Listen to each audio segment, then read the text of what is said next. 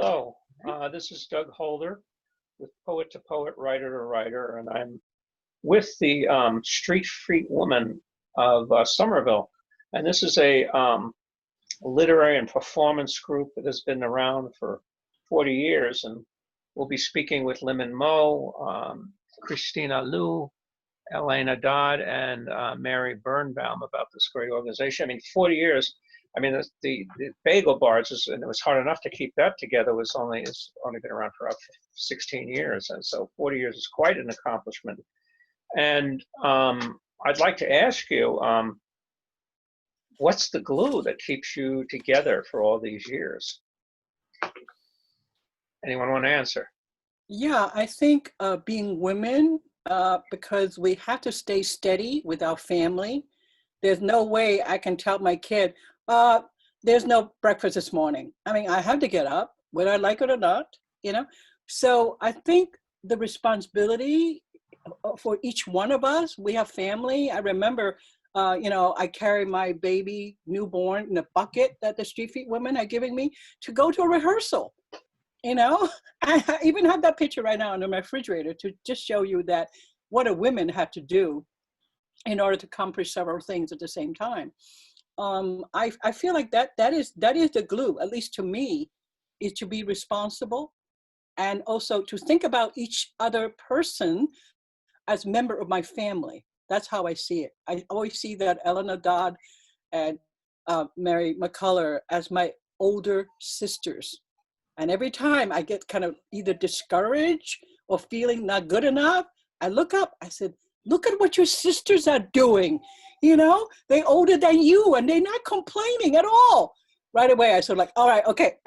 It's like, there's just something about that, of being in a family together. Anyone else? Go ahead, yes, Elena. And we do refer to ourselves as Streetfeet Sisters, which was sort of in the 70s and 80s, I guess, was the women's movement, but it's more than that. The other thing I would like to say is that there's nothing in my life that brings together all these points of view with a lot of trust and enlarges my thinking. Okay. And Mary, would you like to say anything there? Yeah, well, the Streetfeet Women are all friends, and you just can't abandon your friends. It has been done. Well, the organization is not the point of the exercise. The exercise is that, as Limin has suggested, is that deep friendship that we enjoy together. And then there's another thing that I think we should bring up, and that is the inspiration we give each other, that we come to each other, as Limin says, in doubt and in depression, and we are strengthened by our friends. Mm-hmm. So it is so important, and I can come to my Streetfeet members, friends, sisters, and say, what do you think of this poem? And get some very solid suggestions that are so beneficial to one's growth as a poet, as a writer. Now, Christina, I don't think you've been around since the inception, have you? Correct. When did you come in on this? Sure. No, thank you for asking. I actually started in 2014 with the gracious invitation of Elena Dodd. So we had met through the William Joyner Center. And after one of their student readings, Elena very nicely approached me and said, there's this organization that I would love for you to investigate. And that's how it started. So I'm much newer to the Streetfeet Women, having started in 2014. I will also say, kind of piggybacking on Limin's observation about the richness of women's lives, to add to that there's a diversity of living within women. So coming from a slightly different generation, I'm not a mother, but I also you know, it's interesting. I kind of approach this definition of family, both within our sisters as well as, you know, my immediate nuclear family, as well as my friends. So I think it's very all-encompassing.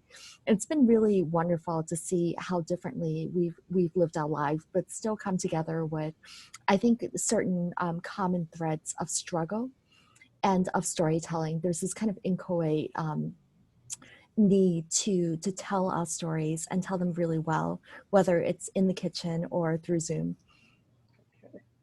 Now, your new anthology is Metaphors, is titled Metaphors Are Not Enough. How'd you get that title? That's an interesting one. Anyone want to comment? Actually, I think Mary McCullough suggested it when, I don't know, it's a line from a poem by Christina. Oh, I think we suggested maybe 2 or 3, and that one kind of popped out. But it seems to me, Mary said, if I saw a book like that, I think I would buy it. yeah, Christina's poem made me think about eating a little more than I normally would. Well, welcome to my life. That seems to be a pretty common thread. In the poem, Metaphors Are Not Enough, it's actually a love poem to my husband. So it goes something like, metaphors are not enough, are not burning blue nights.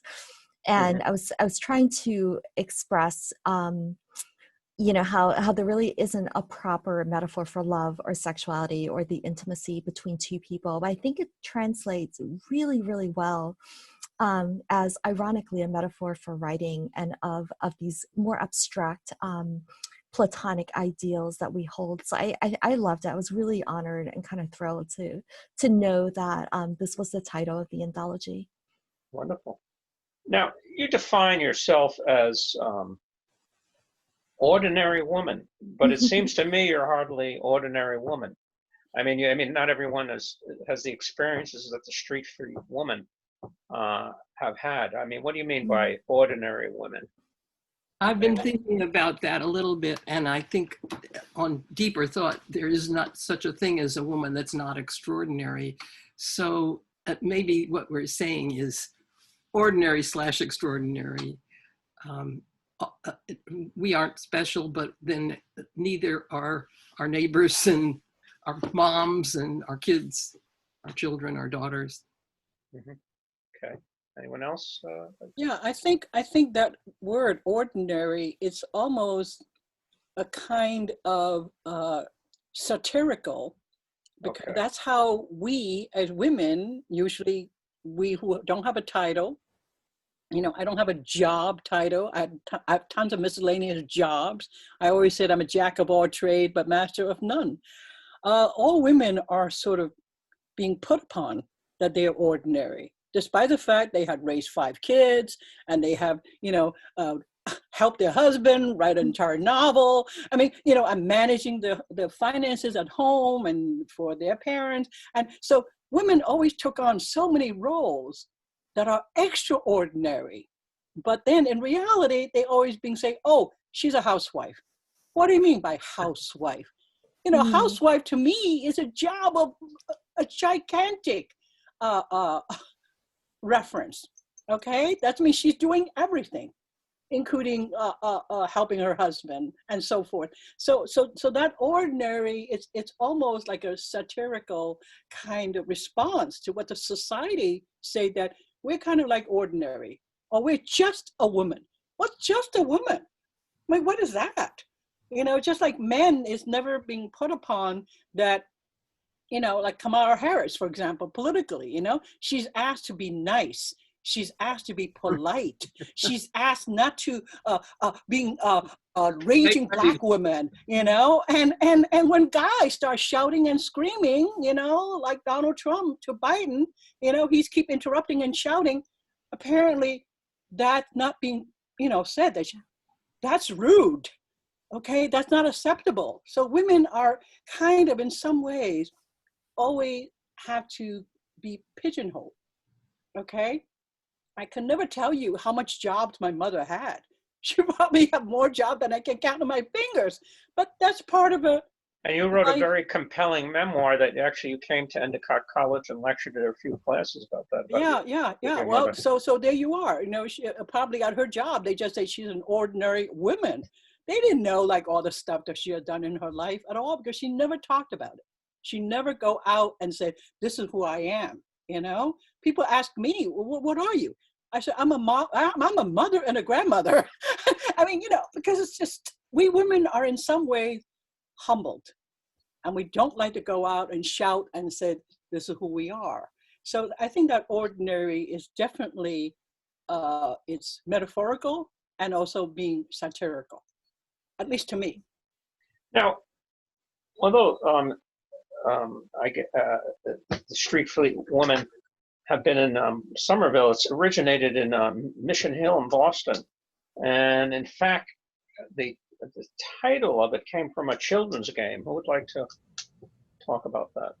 I can just say I lived in Mission Hill, and when my children were small, and my son and a friend of his took a board and put like a track on it as if you were going on a sidewalk, only all kinds of things would happen to you, like you would step in tar or on broken glass. So it was just the idea of, I think, and it had a little wheel that you could spin, and then you would move a few steps, and you eventually got home. It was a game.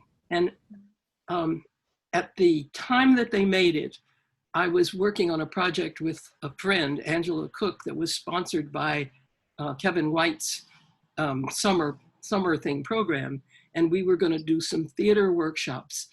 We were just meeting and talking about it. And she saw the game and she said, "Why don't we call the workshop Streetfeet?"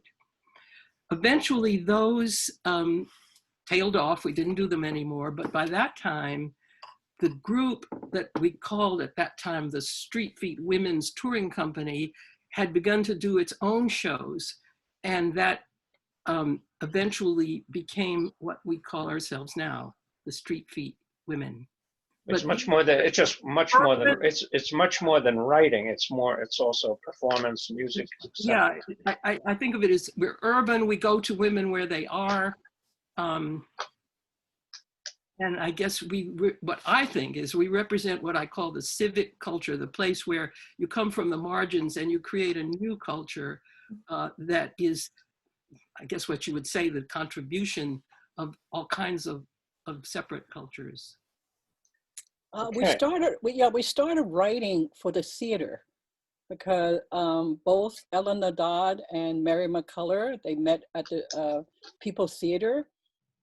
And I had finished my theater training and went and got a master's degree in theater.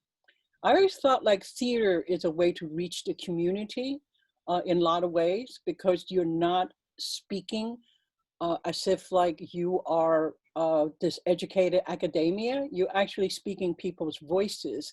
So I started writing in theater in terms of the writing style or the genre that I felt close to is theater. And Elena wrote theater and Elena turned her poetry into theatrical performances. So we are using theater as a way to reach out to diverse group of people in our community. Okay. And actually, I think years ago I reviewed Mary's play. It was held at a church in Somerville some years ago. I can't remember the name of it. But Mary, you're from the Bronx. I read one of your poems. Are you originally from the Bronx? Yes, I am Yeah. originally from the Bronx. I was born in Manhattan, but I grew up in the Bronx. Yeah, my family's from the Bronx too, and I liked your sort of spiritual discovery near the Grand Concourse. Is the Bronx still an inspiration for you, do you think? Well, you know, you have dreams about your childhood. Yeah, I'm sure, I'm sure we all everybody do. does. And that's where this poem comes from, that the returning, which, there is a sort of a saying that you can't go home again, famous, but actually you do go home again, over and over again. because that is where a lot of poetry comes from. Now, how you guys have traveled extensively also to China and Africa to read and perform. Can you tell us briefly about that experience? I think it's pretty amazing for us to travel, because there is a stereotype about what is an American woman. They usually think, oh, it's some kind of white woman. And then when they see us, you know, we had a woman, Blanca, she was doing a monologue. And then Mary McCullough, she's doing a piece about a Southern woman confronting, you know, the relationship between the white master who hired the servant and the daughter, you know, who came back, and just like very complicated information. And I was doing a story about what it was like if you're born in Asia and you happen to be born in the zodiac of a tiger. So a girl born as a tiger has always been traditionally being told that she's going to bring bad luck or calamity to the family. So then I thought that was just a fairy tale, and I'm writing a folk tale, you know, modern folk tale, until there was somebody in the audience in China said that she was given away because she was born a year tiger to an orphanage. So it's like, I think we just bring all these different women on stage to say we American women. And so it's like, it's really a revelation to outside America. They don't see American women as diverse, as a group of diverse women coming from all different culture or different background. I just find that amazing. It's just fascinating. And it's true, everywhere we traveled, there was just, oh my God, she's an American woman. I mean, it's just like, question mark, you know? And it was just like. I remember after Michael Weaver, who went to China many times, and they, you know, he was looked at, and this was a while back, but he was looked as some exotic, and they called him the bear, he told me. Yeah, so they, you know, it's interesting. Anyone else want to comment on that? Yes. I would just kind of briefly, because you brought up Michael Affer Weaver, and I was in one of his workshops at the Joiner. He read this poem, which had the refrain, I am Chinese, I am Chinese, I am Chinese. And it was absolutely heartbreaking, you know, because it spoke in the entire poem volumes about this, how we treat the other and what we think of as American or Chinese or anything distinctly nationalistic. So I really appreciate your bringing that up. There was another remark during one of our own Streetfeet meetings last week about how, you know, this purpose towards diversity has always been there. It's not something that is nouveau or following the trend of 2020. And I think it's a really important refrain as well, that as far as I can tell from my very early vantage point, it's always been there.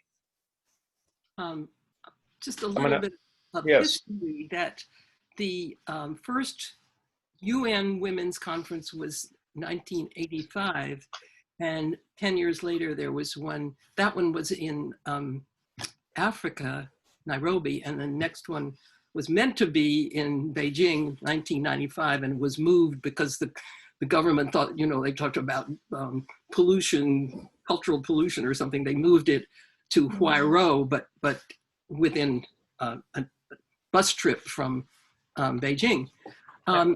Then it was so large, the like 14,000 women plus, and that was just the what they called the NGO forum. And there was also the official forum. That we are told that it was a great impact on the environment, and it was too big to no longer be able to be held this way anymore. I don't know if that was an excuse or not, but there have not been any large UN conferences on women since then. And that is why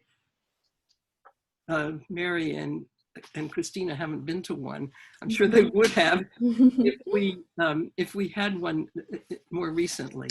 Well, I think the one in Kenya, Nairobi in 1985, there were only 3,000 people showed up. at the University of Nairobi. So that was very small. Yeah. And then 10 years later in China, there was 40,000 women applied to go to the conference, and 35,000 was admitted. And we even went to United Nations and met with the Chinese women group, and they tape record us. They questioned each one of us and found out we are not FBI, we're not CIA, we're not a kind of weird spy network. But the conference was so successful. Hillary Clinton was the keynote speaker then.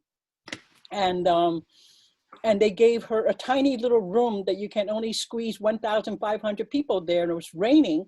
So they broadcast her speech with a big loudspeaker, and everyone else was standing outside the big hall with an umbrella for the whole time. Mm. And the determination of women coming together and share, it was just so threatening to the patriarchal, I would call it the men controller of the whole world. So they say, okay, no more, this is bad for the environment. I thought that was exceptionally hypocritical. How about the Olympics? That's much bigger than the women's conference. How about all these business summit, all men, and they're allowed to meet. So I felt like until we have a woman at the head of the United Nations, we're not going to have another women conference. Women are still doing very badly all over the world, being oppressed, being beaten, being, just look at India. So many women get raped and, gang raped and all that. I mean, you just have to open up all the newspaper about all over the world. Women are still being oppressed. So there's need for a women conference. So we're sort of fading out there, yeah. Help each other out. But I don't think, okay. Yeah, but that's not going to happen because we have a scared patriarchal power. After that meeting in China, they said, oh my God, women are this together. We were very together about it. Well, you're sort of a microcosm of women together. Yeah. I could add I'm sorry. I'd like to add, at that conference in China, there were events that were particularly for women like under 30 or the younger group. They did an enormous lot of networking. They learned how to. I believe that is still going on, and that is a liberating thing. Yeah. We may not see it, but I think that might have helped. And I just want to show our book. Oh, wonderful. Where can we, by the way, where can we get your anthology? Amazon, or rather not get it on Amazon, but you can get it from the website? Or? There is a new site called bookshop.org. Okay. And I invite you to check it out. And that is supposed to be a sort of an alternative to Amazon. And it is a network of lots of small independent bookstores that can sell books on the internet.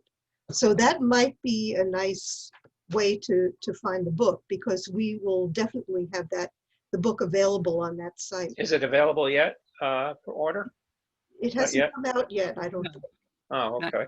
Okay. Okay. We're getting when do you think it will be out? The end of this month. The end of this month? Yeah, the end of October. Yeah. Now, how I know as a writer, this pandemic has affected me, and I don't think it's been a good thing for me anyway. How have you guys coped with it? Maybe one or two people want to answer that. Well, I wasn't able to write at all for about at least 5 months. I was so scared. I was afraid to go outside. I was afraid to even talk to my neighbors because I didn't know how to behave, and but then I started going out. I started walking. I always wear my mask. Another member of Streetfeet Women sold me 7 masks. She gave it to me and she said, there's no reason not to have extra masks around. She just sold it and she brought it to my house. But I was so afraid of everything. I just didn't know how to be. I mean, what is a safe distance? Who I can have in my backyard, and we are 20 feet away, or do we need to be 10 or more? I mean, I just did. Finally, I'm relaxed, and And I am the kind of person who have nightmares. So I was having like terrible nightmares. And then I finally, I broke through that because it is, I would say the pandemic and the isolation, I couldn't walk with my friend because she is totally freaked out. Another woman friend, she would never get out of her house, and she has not got out of her house. Everything's delivered in her front steps. You know, I just heard that she already lost 20 pounds because she couldn't I'd eat. like to hear also what other people have to say about their Sure. dealing with Okay. the pandemic too. Anyone? Yes. That, it's Yeah. been a productive time, and for me, the challenge kind of goosed me into a learning experience that I have had a steep learning curve for how to use Zoom. Just, you Yeah. know, when you Yeah. think about that, this is very revolutionary that we Yeah. have kind of leaped into the hiatus of being able to gather by being able to do it electronically. And it's been a sort of a good thing for the Streetfeet women who have begun to scatter in terms of geographic location, so that we can actually meet again without having to take long trips on the red line and then go on shuttle buses because there's been work on the red line. And what my experience was that I had COVID early on. So I haven't been tested. I'm not sure. You know, everybody says, oh, how do you know? But, you know, I had all the symptoms, but I wasn't, you know, it was a draining illness, but not one that needed hospitalization. So for me, it was like, okay, I'm done. And that kind of cleared me of the fear that seems to be haunting a lot of people, especially those of us who are older. So that once I had it, it was like, okay, I'm ready. And I have been very productive. Being at home meant that I could do various projects. So I've had sort of you know, not an opposite experience, but a sort of a quite different experience from Limin. And then of course, you know, I'm right smack in the middle of Boston, and since we are an epicenter, that's different from other people who are more distant from the city, but still. Okay, and Christina, your turn. Oh, thank you. I have to say this because it's certainly that a fear that I would say since December and January, when I was following this, you know, at first in a very pedestrian way, but then somewhat obsessively. I have personally been very concerned about the anti-Asian sentiment that has pervaded this country, both in terms of hate speech as well as actual physical assaults on Asian Americans. I'm not going to say Chinese because they're Asian appearing. And that is enough for some assailants to take action, unfortunately. So, you know, I basically did what I could, you know, in the safety and I suppose privilege of my little home. I wrote poems about Asian American identity. I, you know, created a COVID-19 and xenophobia task force at the college where I work, the Boston Architectural College. And I try to fight wherever and whenever I can. So whether it's reaching out to a student because I'm an academic advisor, or writing you know, poems that are explicitly about Chinatown or Asian American identity, you know, that's my way of making the personal politico. With that being said, at this time of the interview, we're still in the thick of it. So it's a very interesting place to be in. I just have to get that out there that for me, you know, and I can't profess to speak for Limin, but because of my appearance and because of my past experiences with racism in this country, it was something that was really first and foremost in my mind, and it continues to be, obviously. Now, I was going to ask you finally, why should we read your book, your anthology? Someone have to answer, if you had to say. for enjoyment, you will find a tremendous range of subjects and genres. And so I hope, first of all, that people who find, it could be memoir, it could be poems, the parts that they enjoy, and then reach out and look at other writers that are in it. I think it is really relevant, given somehow both the interest in people of color that people have just discovered, as Mary McCullough said, oh, people just discovered there are Black people. And that the subjects also are a range, and they include very personal and very political and everything in between, I guess. Okay, so what I'm going to do is ask you to read a shorter rather than longer poem from the anthology. And we could start out with Limin Mo. I don't have a poem. You don't have a poem? Yeah, Oh. I didn't include any poems, so I wasn't even expect me to read anything. So, but Oh. Christina and Elena and Oh, Mary yeah. Birnbaum, they all three each gonna have a Oh, poem. So okay. they should be the readers. Yeah. Okay, Christina? Sure, absolutely. I'll start with a fairly short one. We just keep it to one poem. Will do, Yeah, absolutely. Doug, you had mentioned food, so I think I'll start with an untitled poem about a dumpling. Untitled. To bite into the juice in a dumpling, pork essence, leek forested, vapor burning tongue. I gritted through years, pretended to satiate my inchoate devastation, fright, into plain white rice, all the bullies and stomach aches hiding and gurgling, heaving laxatives, hurling the sun back to God. I didn't want penetration and the hot ache of genitals. I tried to deaden heat by iceberg lettuce, lemon water. I would have given anything to devour umami, chili garlic, lemongrass, you, a life later, feeding me whole.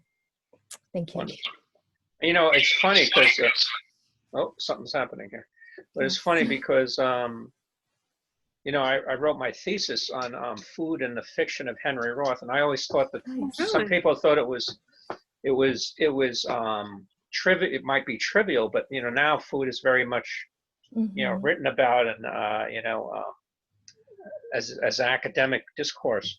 And so I love eating, and of course I have Jewish ethnic food, but as everyone knows, where the Jews go on Christmas, they go to a Chinese restaurant. Right? So, but yeah, I do love phone. I love food poems. All right. Thank you. Yeah, you're welcome. Elena? Okay, and I want to thank you for doing this, Doug. Oh, it's my pleasure.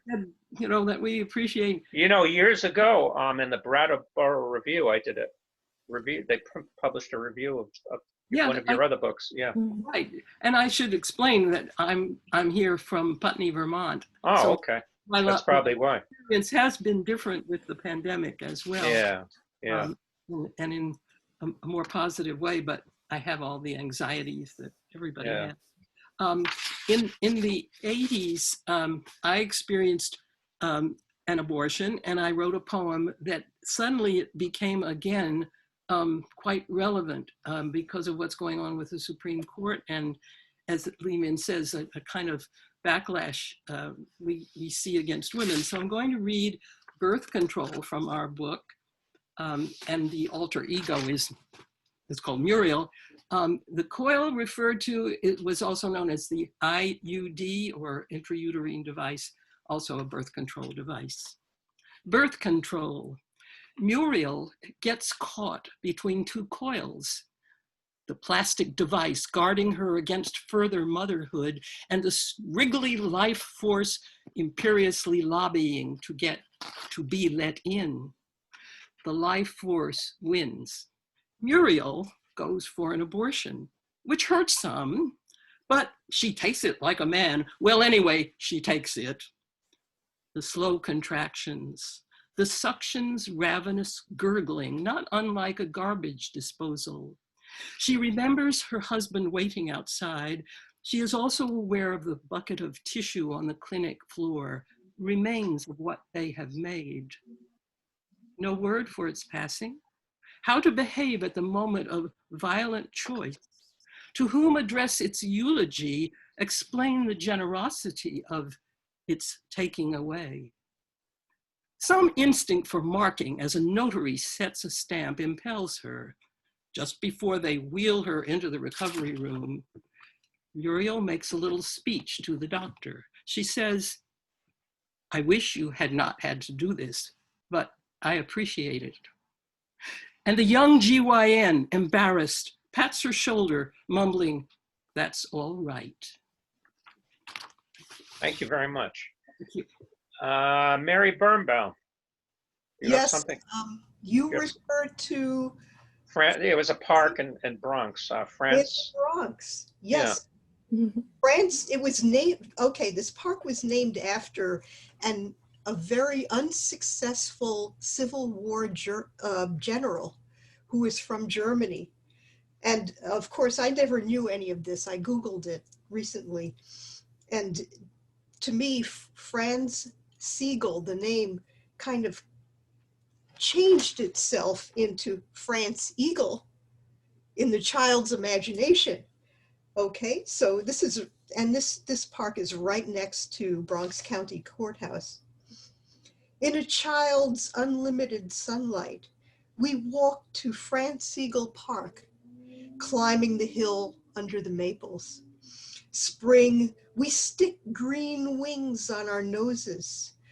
On our left, a broad valley of playing fields. Above us, the grandfather sycamore, standing guard at the steps down to Girard Avenue. Under an oak, a bench where we feed pigeons and squirrels peanuts. My small fingers learn cleverness opening the rough papery shells, nailing the seams. Over there, a little cliff faces the Bronx County Courthouse. I romp with my sister through the ginkgo grove, ride crabapple branches. 5 years old, I recall the sting of my father's slap on my bottom to wake the dreamy, eager child skipping out into Grand Concourse traffic, past Cardinal Hayes High School, over the old railroad bridge. I look up in the middle of a tenement block and asked, "Daddy, is there a God?" My father, atheist high school mathematics teacher, answers with brief, casual precision. Some people think there's a God. This gift, small as crabapple seed, maple wing, tree wing, dry promise of peanut, the invitation to join the grown-ups in their riddling heaven. Thank you very much, ladies, and for being on Poet to Poet, Writer to Writer.